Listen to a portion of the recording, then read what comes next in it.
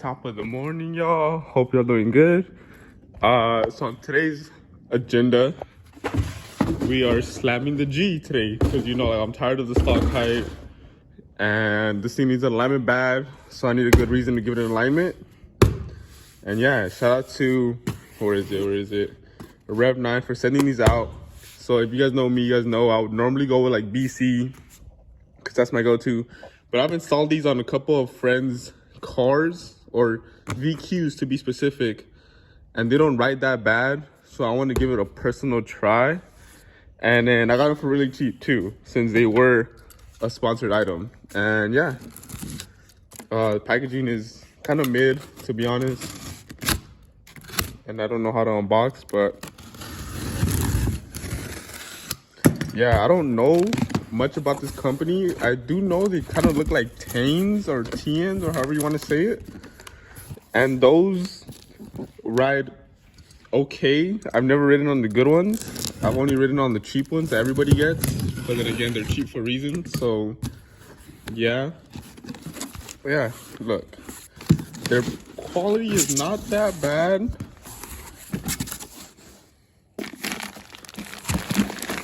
It's not like I've never seen these before because I've installed them on other cars before. But yeah, they're kind of like a greenish colorway. And yeah, let me unbox them fully and let me show you what we got. All right, here they are. So they look like your typical coilover. Obviously the rears are small. They got a cool holographic little sticker. These are like the Hyper Street 2s or something like that. They have like 3 reiterations, and the 3rd reiteration is like their race one. But I was looking at the specs, and the only differences between all 3 of them are literally how many adjustable dampening they have.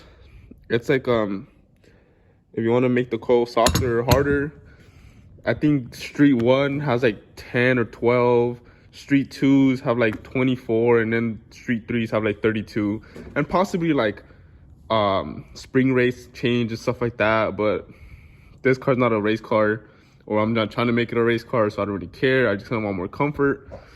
They come with your spanner wrenches to adjust height. I don't know if they come preloaded or not, just because all these collars seem kind of loose. And yeah, so I don't know. I'm gonna preload them myself. I'll tell you guys how to do that kind of quickly. Essentially, what you want to do is you want to loosen up this top collar that holds the spring till you're able to wiggle it up and down, and then you tighten it till the spring is firm, and then you move this collar up till it touches it, and then you tighten this one till you're able to fit one of these wrenches in between, and then that's how you set preload. That's how I've always done it. It's always worked for me. Different coils, depending if they're like more personalized or something like that, they require different setups, but for the most part they come preloaded. I know BC Racing and Fortunato and all those come already preloaded. These might, but I'm not gonna take my chances because I know how to do it, so I'm gonna do it myself. But yeah, they're pretty solid for what you're paying for them. And yeah, like I said, these were a sponsored item, so I don't really mind if they're junk. I'll tell you guys if they're cool.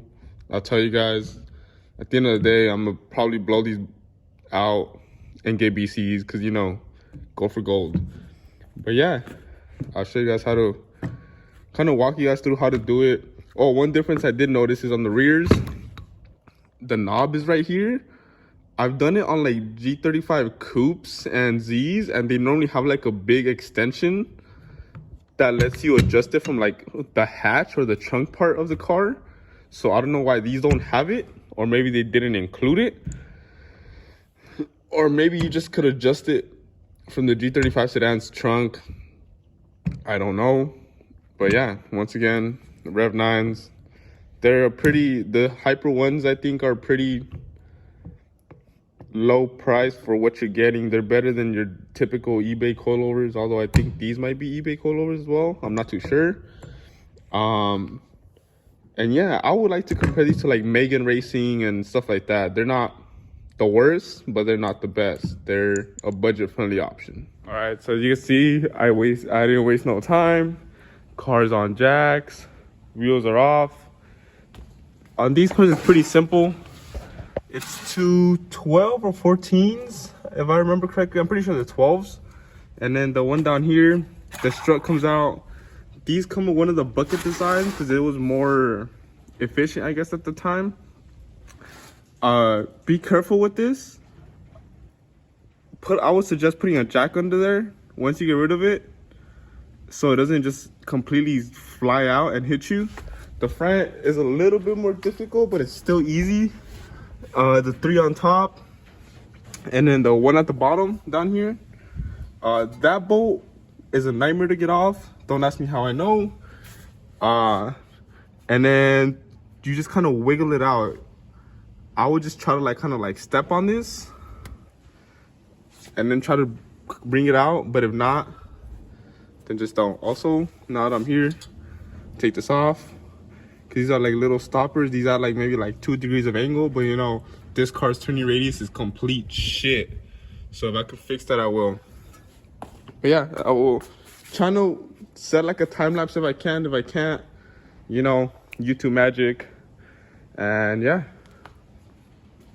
So I've done a horrible job of documenting it, but essentially it got late last night and I was just trying to knock the car out and trying to get it to an alignment shop. But not a lot are open on Sunday, so I just came to this local one. And yeah, the current situation is right here. What up? So as you guys could see, the G is all slammed. Honestly, gives it a more presidential vibe. I know I didn't show you guys the install or a lot of it just because like the day ended up running out. I was trying to get it aligned. But yeah, this is basically what it looks like. I know it's titties. Don't mind the wheel gap. Like I thing. Oh man, I'm gonna have to blur that out. I mean, mute that out. But I got new wheels for this car that are gonna look sick. But let me know about something. So I've been working on these little like custom pieces. So I hate paying people for overpriced parts. So I was like, you know what? Let me make them myself. But you know, a lot of friends would be like, hey, can you make me this? Can you make me that? So I've been thinking about making like a little custom aero company. So on my Z, I have these door panels that are made of aluminum. Obviously, I have the resources to make them myself, but I just decided to pay for them because I was like, you know, I don't want to go through that work. But right now I have these little things. They're like little rear view mirror visors, you want to call them. I first saw these on the company called Aerowolf, but they make these in a specific design that only fits Ganadors. If you don't know what Ganadors are this mirror that is very sought after for Japanese cars like S13s and stuff like that. Some people have tried to make them work on normal cars and they kind of work at times. You just got to heat them up. But I was like, why not make a universal one? Obviously, these are just made out of cardstock. But this is kind of what it would look like. Obviously, it doesn't fit well because it's paper. But if you guys are rocking with these, let me know and I'll start making them. I personally just make parts for my own cars. I'll try to find a picture, but I had a OEM Nismo bumper for my Z that I made a splitter and canards for. This car, nobody makes door cards for it, so I'm just gonna make it myself. I know it's a daily, but I don't care. Weight reduction. Here's another one. It would come with this, either steel or ABS plastic, something thin enough that you're able to just kind of mold and make universal, just due to the fact that all mirrors are different. But you just kind of bend it and you install it, and this is what it would look like.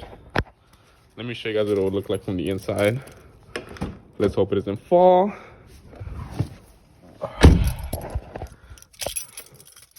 Pretty toasty in here.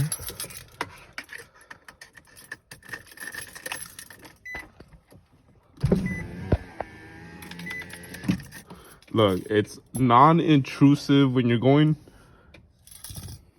driving, you can't even tell if they're there. But it's like a cool little touch. I would personally make these black just to match the limo tint. Depending on what your style is, I could make these custom colors, or I could just leave them primered and you could go crazy with them. Because I know not everybody likes a certain style or whatever. But yeah. So if you guys are interested, let me know. I'm trying to expand the Can't Catch name, Can't Catch LLC, whatever you want to call it. And yeah, I don't know what's next for this car. I guess whatever decides to start showing up. But yeah, that's kind of it for today. And if I forget to make an outro, or you guys want to see more of this stuff, or if you're local to SoCal and you want to bring your car by, and then I could just start making stuff for you, I'll give my first clients 50% off, because why not, you know, OG supporters. But yeah, this car looks sick from whatever angle you look at it from. It's not slammed because I still wanted it functional. Unfortunately, I live in SoCal. The roads down here suck absolute dick. But for what it is, I mean, the bumper's kind of high, but it's a pretty reasonable ride height. I like it. I think it's pretty solid. It looks menacing. And yeah, thank you for watching yet another video. Subscribe. Good content coming on this car. I actually like this car. Like a bunch of them that I like to do, just simply modify them and sell them. And yeah, who knows, this is a good car for you if you're in high school or not. You know, it's nice looking. It's got a little transformation already, but more to come. Thank you for watching another one. I'll catch you guys in the next one.